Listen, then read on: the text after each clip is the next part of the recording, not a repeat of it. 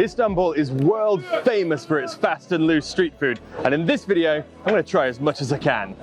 Hey, we're Ben and Camille, two foreigners living in Munich, Germany, and over the past 3 years, we've documented our travels with one goal in mind: helping you travel, by not just inspiring you, but fundamentally empowering you with all the knowledge you need to go out there and do it for yourself. Today, we're going to be taking you through Istanbul on a grand street food tour.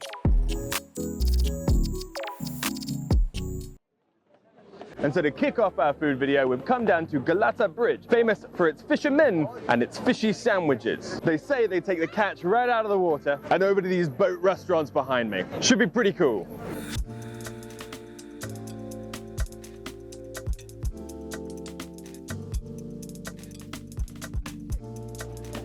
So I'm really excited because I'm a vegetarian. I've said this on the channel before, but that's kind of a lie. I'm actually a pescatarian because I just cannot give up fish. So I'm really excited to try this fish sandwich. It is really loud and hectic though. While I was sitting here, while Ben was paying for the fish, like 10 people passed me trying to get me to buy like mussels and other random shit. But this looks really good because it's in this huge piece of bread that looks a little bit crusty on the outside, but not so much that it's gonna rip up the top of your mouth like a proper French baguette. But then on the inside, it looks really nice and soft, which is exactly how I love my bread. You got your nice little fish patty, and then it's got some onions. I love onions. Ben always complains about this because my breath always smells like onions. So let's try it. There's so much bread. I'm like, how do I bite this? Okay, I'm gonna start here because there's lots of fish.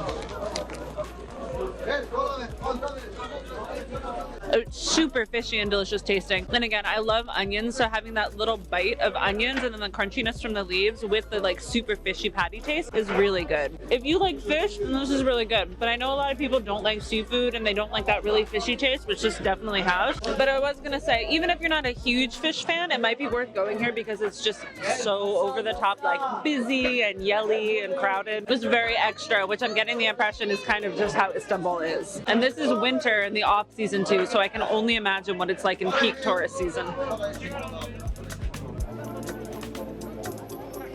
And next up, we're going to go for a very popular street corner food. If you've been watching my Bosphorus by yourself video, you know it's pretty common at the port, and that's Simit, which to me really reminds me of a Bavarian Brezen. And if you get one over near the touristy areas, they'll put Nutella on it. But we're going plain for right now.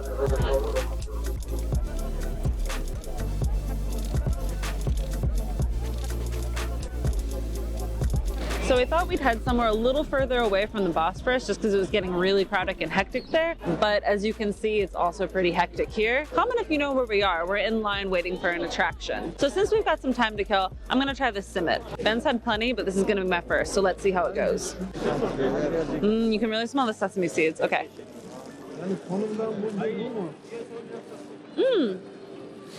Okay, it's really soft inside, just like a pretzel, like in Bavaria. If anybody's new here, we live in Munich and we have a lot of pretzels. So it tastes a lot like a pretzel, but it's a little less crusty on the outside. It's quite soft and nice. And instead of leaning into like the salt, it's very sesame seedy. I really like it. It's a really good line snack. Yeah.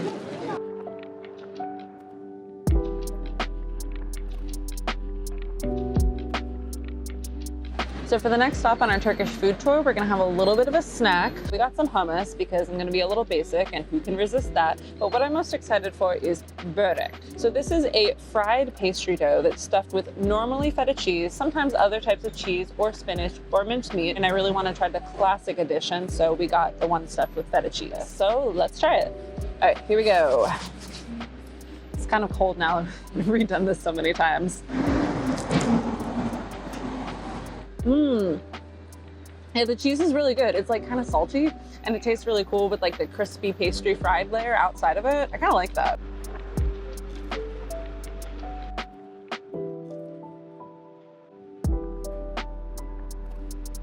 Actually, that's really lovely. In fact, why bother with mozzarella sticks when you can have these? Absolutely wonderful. You should try them.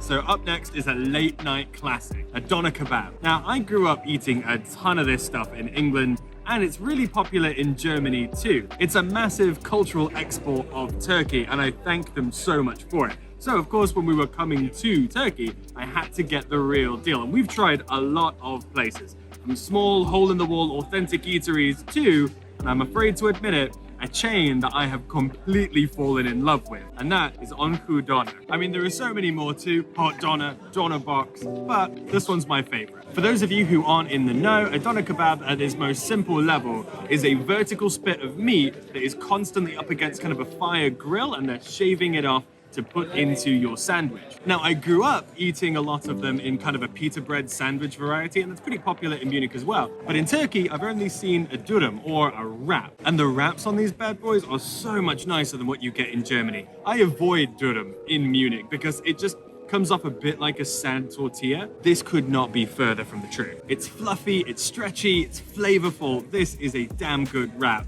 and the meat inside it is beautiful. And though it might not be traditional, it's actually become really commonplace to throw French fries in here too. I've never seen that anywhere else. I've only seen it in Turkey, so it feels like an American thing to me. But hey, something's gonna soak up the alcohol, because this is a proper late night food. Let's give it a try.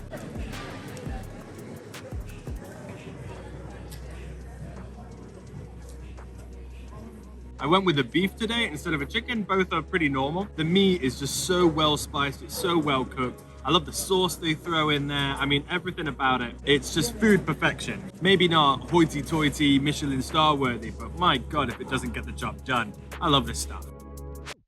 All right, so a little bit of logistics. We need to grab some ferry reservations for the next leg of our journey, but while doing a bit of a wander on the way there, we stumbled across a pretty cool foodie neighborhood that I imagine is quite bumping at night, but will be perfectly good for breakfast nonetheless. Specifically, we're ticking off Menemen from our little Turkey food itinerary, which is kind of a saucy egg scramble. Lots of fun, lots of cheese, tomatoes, eggs, and plenty of bread and tea to go with it. Let's dig in. It's really tomato forward, which is really lovely. And there's a bit of spice to it. I don't know what spices they put into it, but it's got a really lovely tang to it that I wasn't expecting.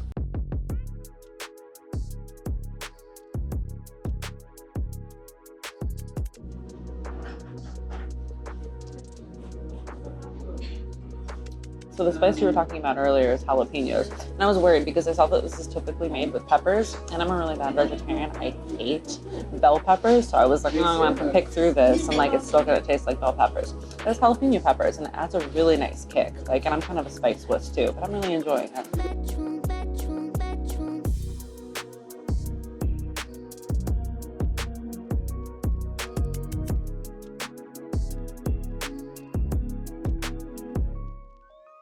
Alright, so now we're over in the neighborhood of Besiktas. If you want to know how we got here, how you should get here, and what the vibes are like, check out my other video. I'll put it on screen if we've released it. If not, it'll be coming out soon. We're all about food today. Specifically, what I've gone for is the Manti. It's kind of like a Turkish ravioli with a meat stuffing, so sadly Camille can't really try any. And it's got kind of a yogurt sauce on top of it as well. So very different than what I'm used to, and I'm really excited.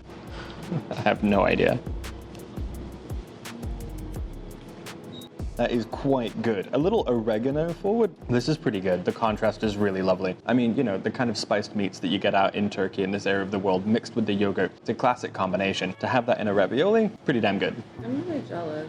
Yeah, it's really good. We have to find a vegan one at some point. We can try, if they're not closed.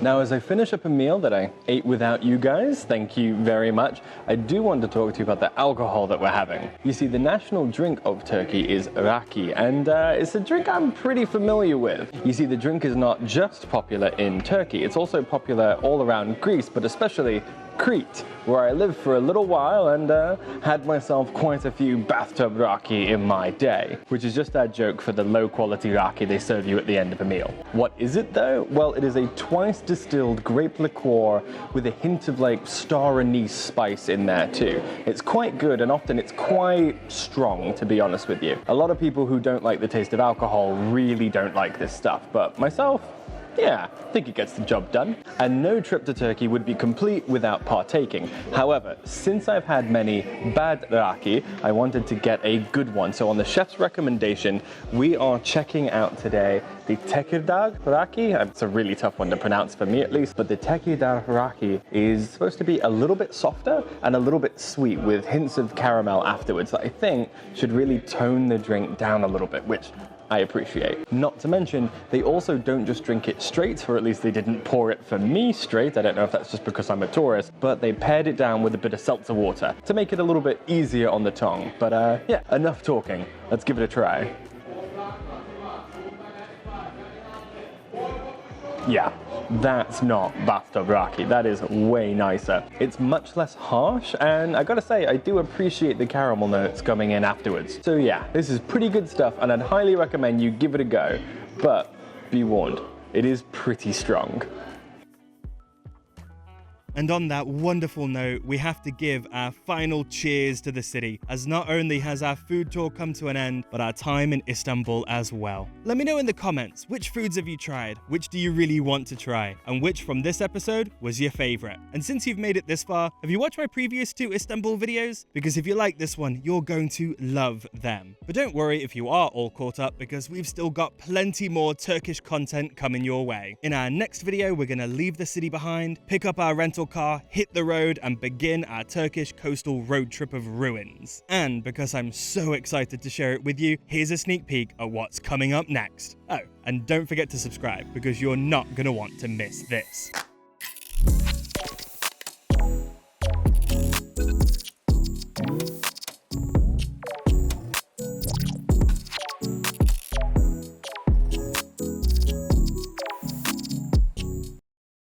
Obviously we got hummus, because who can resist hummus? Not me.